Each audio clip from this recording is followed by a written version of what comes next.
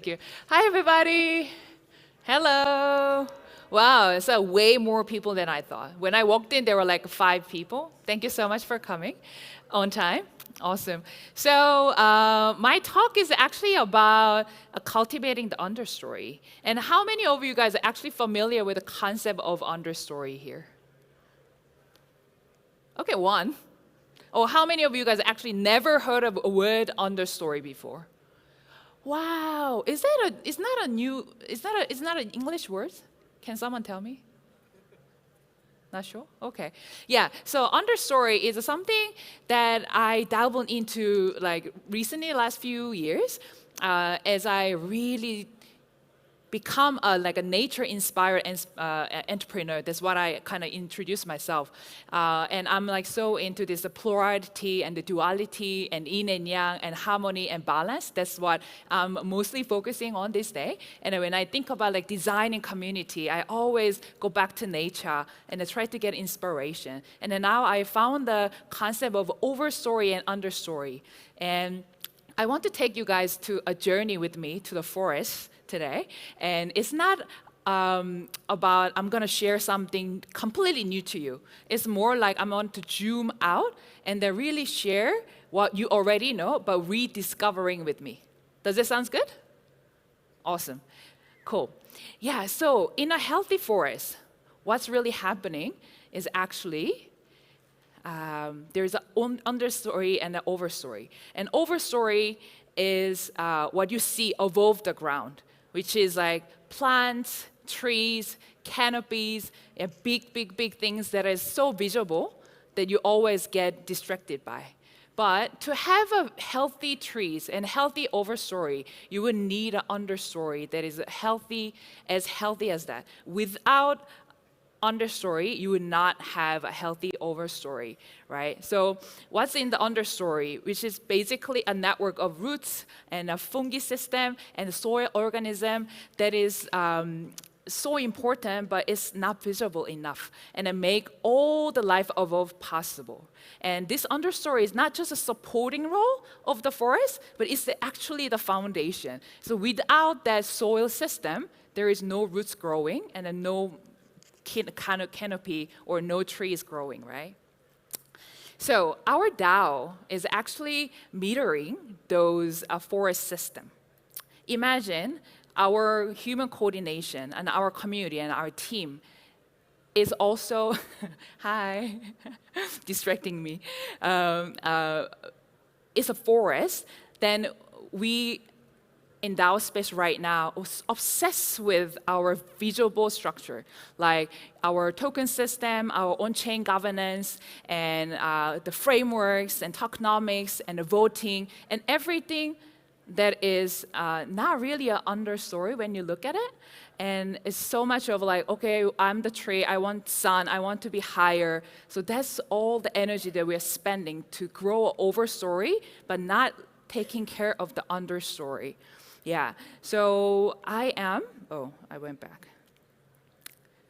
So, but if our DAO system and our community, our team is like just like a forest, imagine if we keep feeding only the overstory and then just admiring without investing our energy and time into the understory, what's going to happen? And our success is purely depends on something that are far less visible that is in the understory. So what is that? So my name is Songyi. I am from Korea, living in different parts of the world. I built one of the first Bitcoin SMS wallet in the 2012-13, and after that I built the DID system, and then last 5 years I've been delving into this community design, governance design, and building real resilient community, which is very hard. I've been doing a lot of different experiments, bringing Web 2 and Web 3 and together, and also bringing ancient wisdom into the technology spaces. So I call myself like crypto anthropologist, if that makes sense. So that's who I am. I just wanted to unpack today with you guys what is that understory. And don't be surprised, again, it's not something new. You already know what that is. It's actually, it's actually you. You guys are the understory. I will tell you a little bit more what does that mean. When I say you, it's actually your story, it's actually your experience, it's actually your belief system, and it's a value system that you carry. It's a hidden assumption that you carry, and it's a cultural background and cultural wisdom that you actually carry with you. And that's the understory. And how many of you guys here actually felt like I've heard by my team member fully? Okay, 1, 2, great. And how many of you guys feel like, you know what, they actually know my story, my journey, all right? But still not my majority of it. Yeah, and how many of you guys actually witnessed the team member that are absolutely great builder, but left the team because of the human issue? More. And how many of you guys feel like, I'm not really fully connected with the mission of organization, unless the founders doesn't count. If you're an employee, you know, like, you know what, I kind of get it. I'm doing this for money, but I'm not really connected and convinced. And there's no communication whatsoever. They don't feel like, they don't treat me as a person, but more like a tool. Or have you ever experienced that before? Okay, good. Yeah, so I just wanted to show you guys not just a feeling of what's missing, but what's really missing in the industry. And this is the number. A $359 billion is annually spent to solve the human conflict in a traditional organization. And also 40% of almost every manager's time, which is a 2 full day, is spent on human coordination. And then also 213% of a brilliant key contributor of a salary, 213% of their salary is actually spending to replace them. So there is it's not just like a feeling or sad or, you know, I'm not heard, I'm not seen. It's actually the organization spending so much time and energy and resource to solve that understory issue. So if you're neglecting understory, this is the money that you spend. Okay, you say like, oh, you know what, this is like traditional organization number, but in DAO, it's actually worse, right? These challenges are intensified during the DAO action and work, because traditional organization, at least they have some rule, they have a clear contract, and they have to deliver some certain thing, and they come to the office every day, they work together, they eat together, they try something, whatever they can do, but still it takes so much resource to solve all this human issue and cultural issue. In DAO, our work across the time zone and a culture and the value system is all different. And our governance tools are often just assuming the rationality of it, but not touching emotional or context enough. And also our focus on the trustless system, like we focus so much over like building trustless system, and we sometimes forget that what we are yearning for is actually the trust. So that's what's happening in DAOs.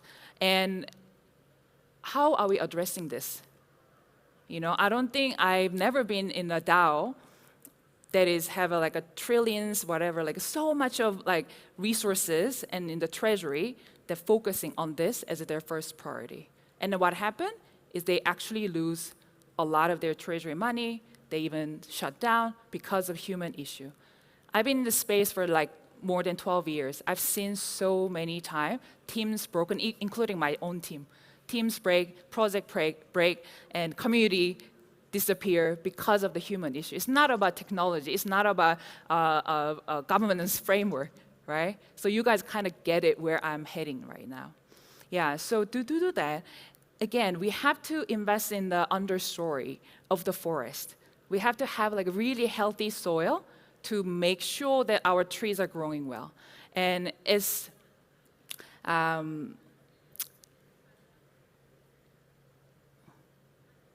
here we go. Yeah, and what we're missing when we design community and DAOs, we miss often the person. You know, when we talk about DAO, decentralized autonomous organization, I always put A first. You know, we have to be autonomous human being to be connected with a decentralized network, then it becomes an organization or organism, whatever you want to call it, without focusing on individual autonomous being.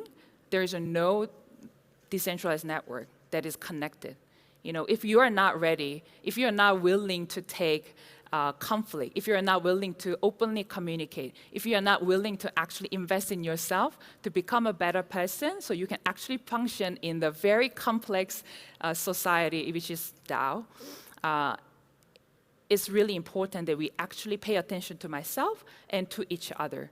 So your story, your experience, your worldview, these are like when you pay attention to those things. And sometimes, when we share our story, people are like, oh, it's not needed. You guys probably experience, even here, when you walk into the conference, the first thing people ask you is, like, what do you do? It's not about who you are. So what do you do? What's your job? Are you relevant to me? Are you giving me something? Are we transitional relationship? If it's not valuable for me, the people just walk away. I mean, Ethereum ecosystem is a little less. But if you go like somewhere else, it's like really like a jungle, right? It's like everybody like, okay, what do you have? What do you have? This is what I have. Like, show me my card. And if it doesn't connect, we're done. And we're just wasting our time and energy. But if you really sincerely care about that person, including your team member, and then your DAO people, to ask, what's your story? What's your experience? Why are you thinking that way that I cannot understand sometimes? And just unpack those stories.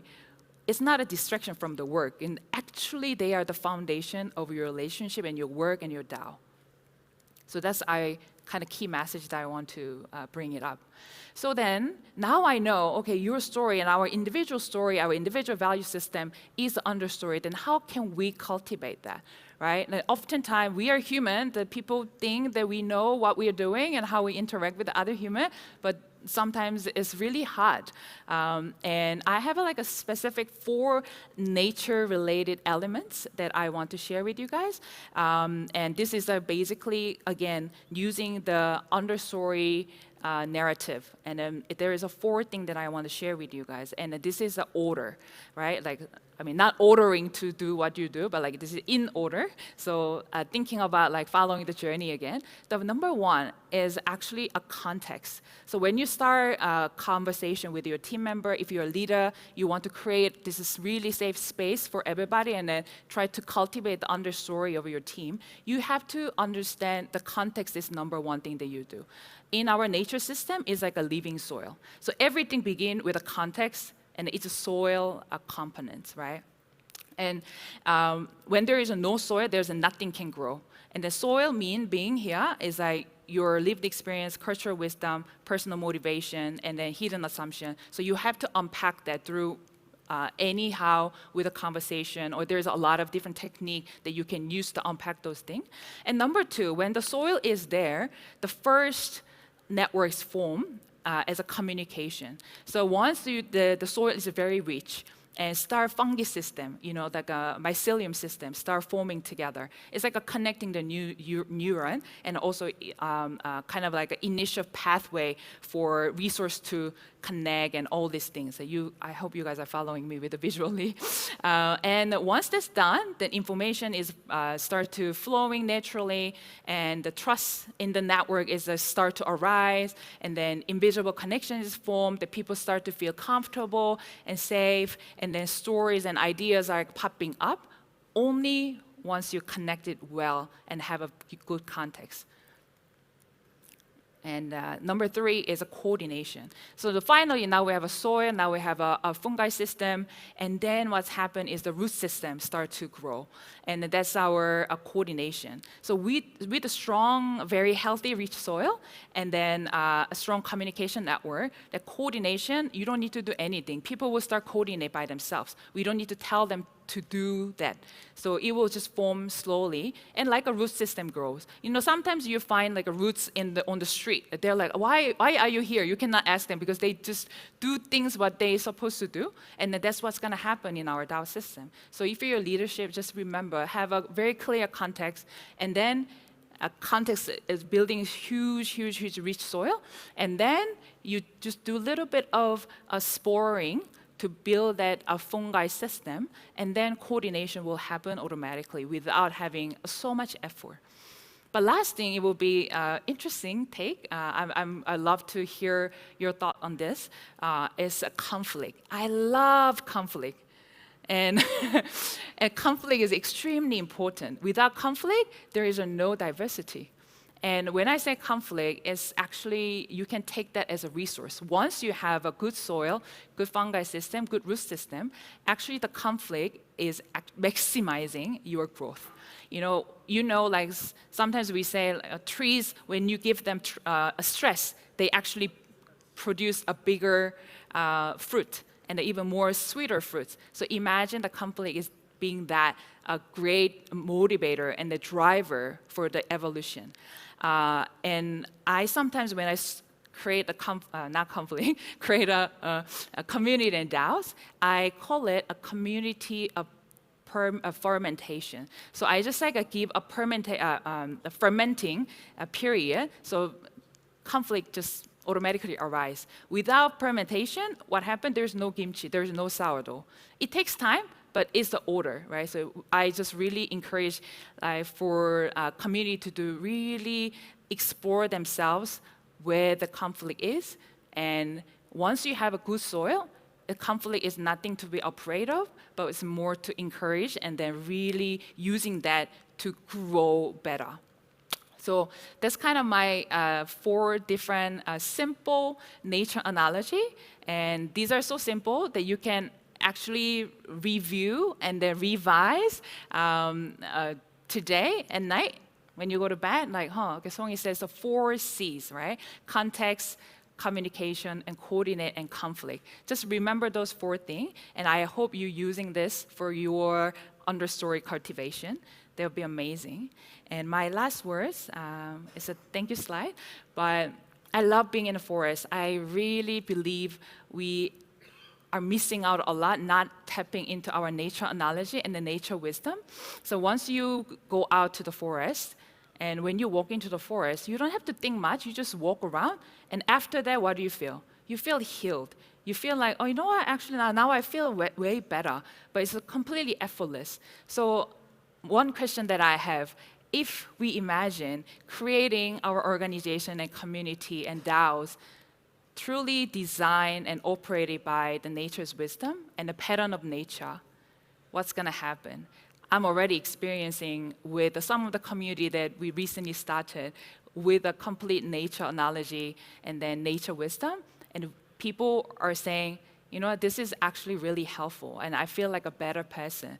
So how cool would that be if we create something that is so much like a forest, that is a functioning forest, so people walk into our community, walk into our DAO, when they leave, when they are in the forest, they say, you know what, being in this community actually saved my life, or being in this community changed my life, and being in this community really healed me. I think it's possible. And then DAO is no longer just the technology and voting system and governance framework. We can go beyond, and we should go beyond. And I'm really, really looking forward to build those amazing nature-inspired DAOs with you all. Thank you so much.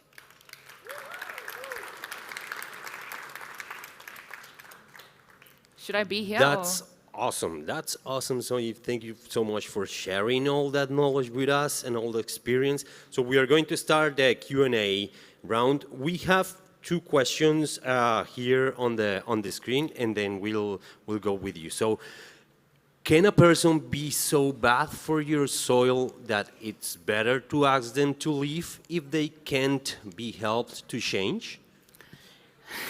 Great question. Whose question is this? Thank you. Yeah. Do you know soil also rots? You know, not all the soil is actually good soil. If the soil is getting bad, you have to take it out and then leave it somewhere. And then you burn it or you do whatever you need to do. And the question is, can we go back to the question? Sorry. Yeah. And then there is something that you can do. You know, when the soil is actually not healthy, that you can give them a different nutrition to make it better by using different compost materials, whatever organism that the soil is required to do. You can test the soil, and you can actually find out what kind of nutrition the soil needs, and you can provide that. But when soil is bad, it's really rot, then you have to take it out, otherwise it will spread, right? So that's kind of my answer. Happy to chat more. And Nice. okay. And we have another one. Are in-person connections necessary or just helpful for these cultural connections in a DAO? I love this question. Thank you so much for reading my mind. Yes, yes, yes, 100% you need an in-person connection. Because what in-person connection does, it's not about just like, oh, you know what, it's nice to have a meal with you, and it's just like, ha ha ho ho, sharing story. You're actually sharing a space with them, and you get to understand way better because you're not only using two senses, which is writing and then seeing, but you're using all of your sense to understand the other person. So it's a way better quality of conversation or communication that you will have. So you need to have, like, if you're a DAO, I strongly recommend at least every 6 months gather together, but not just for like football game or ping pong game or for drinking. You know, you have to have a very clear agenda how you want to share that time, because it's not easy to fly around and then meet together and spending long enough time to actually build this understory. So this is another thing that I'm actually doing as a profession, which is the experience designing for the teams and the DAOs. So if you're really curious about how to build the understory and then meaningful in-person gatherings, I'm here to help. So talk to me. But I strongly recommend, and I wish we have more time so I can share more about the key secret recipe. I know there is some people who actually already participate in the in-person gatherings that I was in. Can you raise your hands if you were part of anything that I designed before? Thank you. So these people, you can go ask them and how different it was.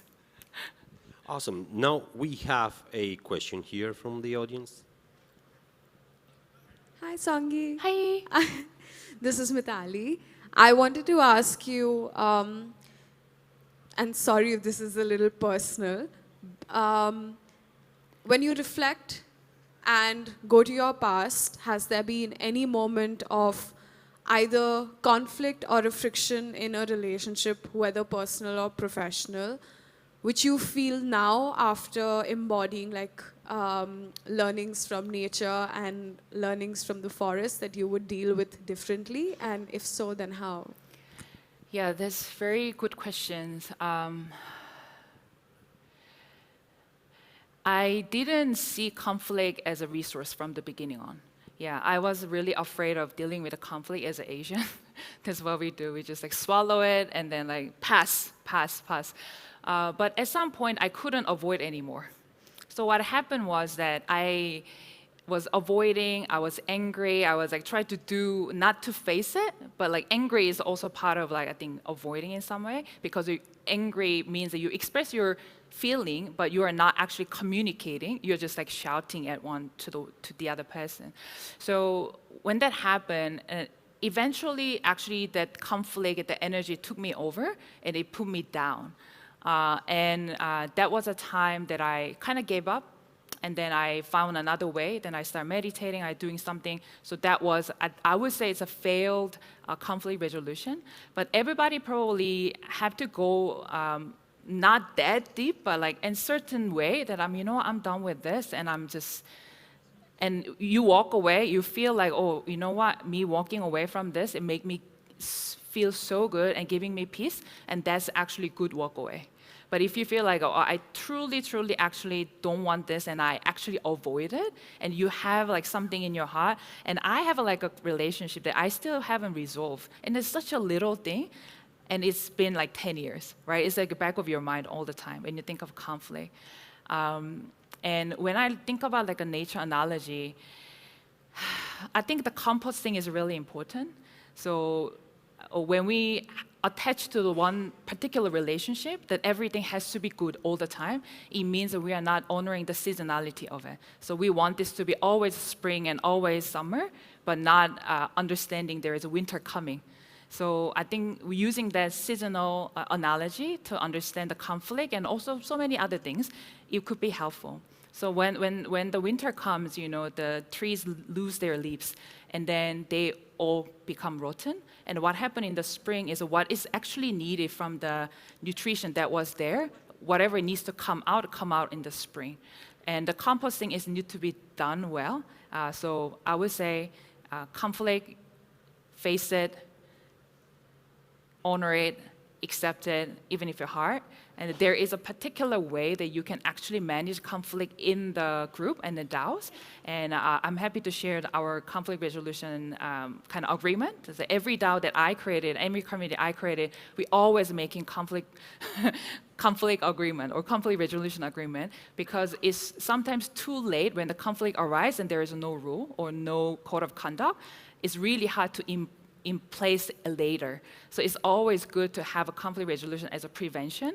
So you can actually, when the bad act come after the conflict, based on this, you can actually make decision. So those are the things also kind of nature analogy, yeah. Without fixing it, but like be prepared, yeah. I hope that answers your question. Thank you. That was beautiful. Thank you, Songyi. Please put your hands together for Songyi. Thank you so much. Kapun ka.